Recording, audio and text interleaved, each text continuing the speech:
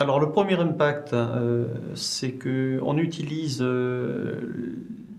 Internet et les nouvelles technologies de façon positive. Euh, donc le premier impact, c'est déjà, je crois, un changement d'image de l'utilisation d'Internet par des enfants, par des adolescents, puisqu'ils vont chercher les cours et ils reviennent régulièrement s'alimenter sur Internet. Donc ça, c'est déjà un contre-pied qui est intéressant. Ensuite, un aspect intéressant, bien entendu, c'est le développement des compétences dans l'utilisation d'Internet, de l'ordinateur, aussi bien pour les élèves que pour leurs parents.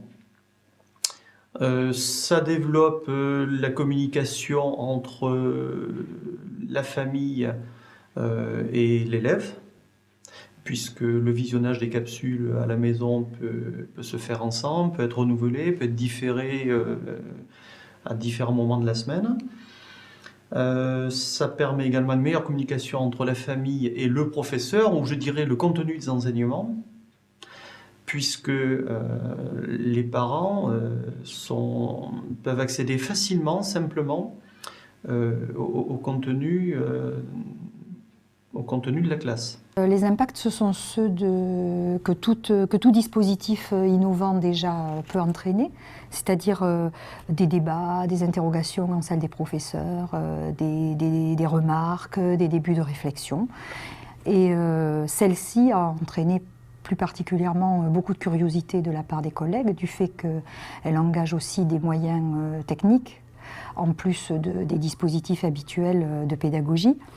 Et plus largement, moi je trouve qu'elle a contribué à poser dans le collège une question de fond qui est celle de la place des élèves dans les apprentissages en fait. C'est-à-dire que ce qui est intéressant là-dedans, c'est de regarder quelle est la place de l'activité des élèves dans le processus d'apprentissage. Et ça, j'ai trouvé que c'était un impact fort et qui peut donner lieu ensuite à un véritable travail d'équipe et une réflexion d'équipe. Je pense que le fait que les enseignants aussi échangent beaucoup entre eux, se posent des questions, réfléchissent à ça, à ces méthodes pédagogiques, etc. entre eux, influe aussi sur le climat scolaire au niveau de l'élève, puisque les élèves sentent ce fonctionnement, il y a plus d'interdisciplinarité forcément. Il y a des échanges aussi qui se font avec la vie scolaire, puisque dans leurs recherches, les équipes de vie scolaire, le CDI, etc., sont beaucoup plus intégrées, participent beaucoup plus. Un point de vigilance important, c'est le problème de la fracture numérique. Nous sommes en campagne, il y a des lieux isolés, enclavés, avec des connexions qui ne se font pas bien. On a un taux de catégories socio-professionnelles défavorisées important, puisqu'on est classé en éducation prioritaire, ce qui fait que certaines familles ont des liaisons Internet qui sont en pointillés, ou qui ne se font que par le biais d'un iPhone, ou d'un téléphone portable, enfin d'un smartphone. Donc on a dû être très vigilant dès le départ pour que les différents professeurs qui utilisent la classe inversée ne mettent pas des élèves en difficulté, et notamment ceux qui sont déjà dans des difficultés sociales. Par la suite, en termes d'organisation, ça a demandé au collège un petit peu de travail, puisque nous avons des internes. Donc, comment faire pour que les internes puissent accéder aux capsules?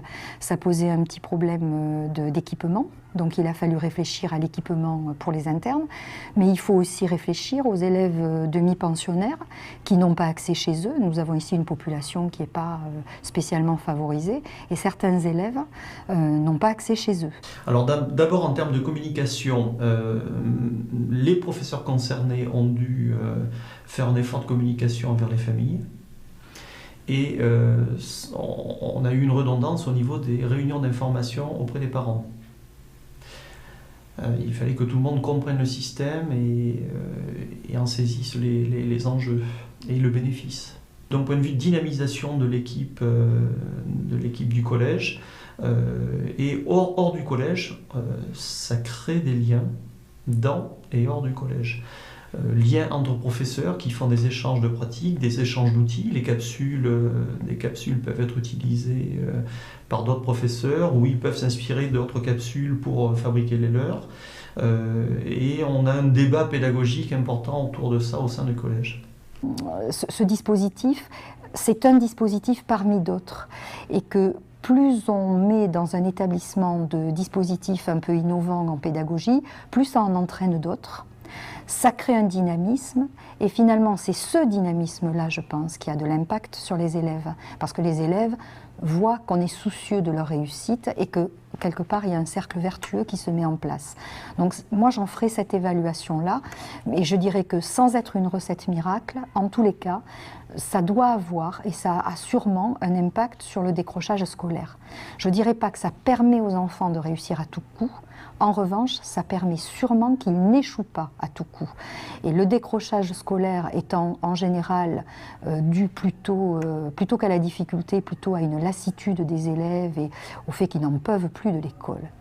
Je crois que ce genre de dispositif fait justement que les élèves reprennent un petit peu de goût, celui-là, notre, de la diversité, hein, il en faut, et je pense que c'est ça qui est intéressant dans ce dispositif. Ça demande quand même un investissement au niveau de l'établissement, un investissement matériel qui se fait progressivement, mais bon, il y a un coût matériel pour la collectivité de rattachement, pour l'établissement aussi sur fonds propres, qu'il ne faut pas négliger. Ça nécessite de travailler en classe inversée, ça nécessite un réseau qui fonctionne, ça nécessite un équipement, etc., renouvelé, et ça demande aussi des efforts de ce côté-là.